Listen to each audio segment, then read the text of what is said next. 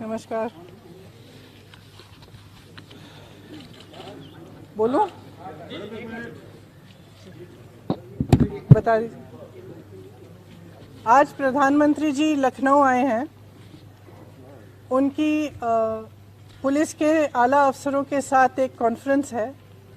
इस विषय में मैंने उनको एक पत्र लिखा है। आपके माध्यम से मैं उस पत्र को देश और प्रदेश के सामने रखना चाहती हूँ। आदरणीय प्रधानमंत्री जी, नमस्कार। लखनऊ आगमन पर आपका स्वागत। कल आपने 3 काले कृषि कानूनों को किसानों पर थोपने के अत्याचार को स्वीकार करते हुए उन्हें वापस लेने की घोषणा की। मैंने अखबारों में पढ़ा है कि आज आप लखनऊ में होने वाली डीजीपी कॉन्फ्रेंस में देश की कानून व्यवस्था संभालने वाले आला अधिकारियों से चर्चा करेंगे। लखीमपुर किसान नरसंहार में अन्नदाताओं के साथ हुई क्रूरता को पूरे देश ने देखा। आपको ये जानकारी भी है कि किसानों को अपनी गाड़ी से कुचलने का मुख्य आरोपी आपकी सरकार के केंद्रीय गृह राज्य मंत्री का बेटा है।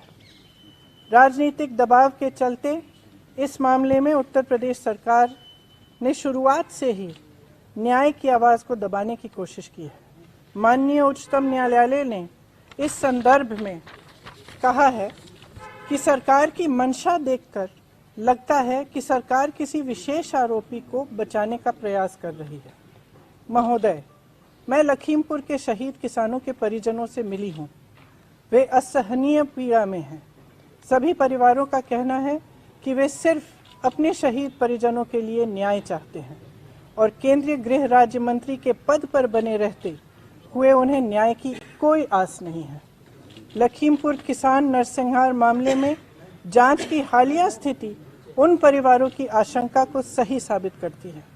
देश की कानून व्यवस्था के जिम्मेदार गृह मंत्री श्री अमित शाह जी एवं उत्तर प्रदेश के मुख्यमंत्री श्री योगी आदित्यनाथ जी आपके उसी मंत्री के साथ मंच साझा करते हैं।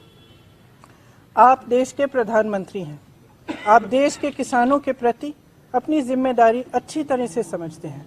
हर देशवासी के लिए न्याय सुनिश्चित करना प्रधानमंत्री का कर्तव्य ही नहीं, उनका नैतिक दायित्व भी है। कल देशवासियों को संबोधित करते हुए आपने कहा कि सच्चे मन और पवित्र हृदय से किसानों के हित को देखते हुए कृषि कानूनों को वापस लेने का अभूतपूर्व निर्णय लिया गया है। आपने यह भी कहा कि देश के किसानों के प्रति आप नेक नियत रखते हैं। यदि ये सत्य है तो लखीमपुर किसान नरसंहार मामले में पीड़ितों को न्याय दिलवाना भी आपके लिए सर्वोपरि होना चाहिए। लेकिन केंद्र गृह राज्य मंत्री श्री अजय मिश्रा टेनी अभी भी आपके मंत्रिमंडल में अपने पद पर बने रहे हैं। यदि आप इस कॉन्फ्रेंस में आरोपी के पिता के साथ मंच साझा करते हैं तो पीड़ित परिवारों को स्पष्ट संदेश जाएगा कि आप अभी भी कातिलों का संरक्षण करने वालों के साथ खड़े हैं। यह किसान सत्याग्रह में शहीद 700 से अधिक किसानों का घोर अपमान होगा। अगर देश के किसानों के प्रति आपकी नीयत सचमुच साफ है तो आज अपने केंद्र गृह राज्य मंत्री के साथ मंच पर विराजमान मत होइए, उनको बर्खास्त कीजिए। देश भर में किसानों पर हुए मुकदमों को वापस लीजिए और सभी शहीद किसानों के परिवारों को आर्थिक अनुदान दीजिए। धन्यवाद। जय हिंद।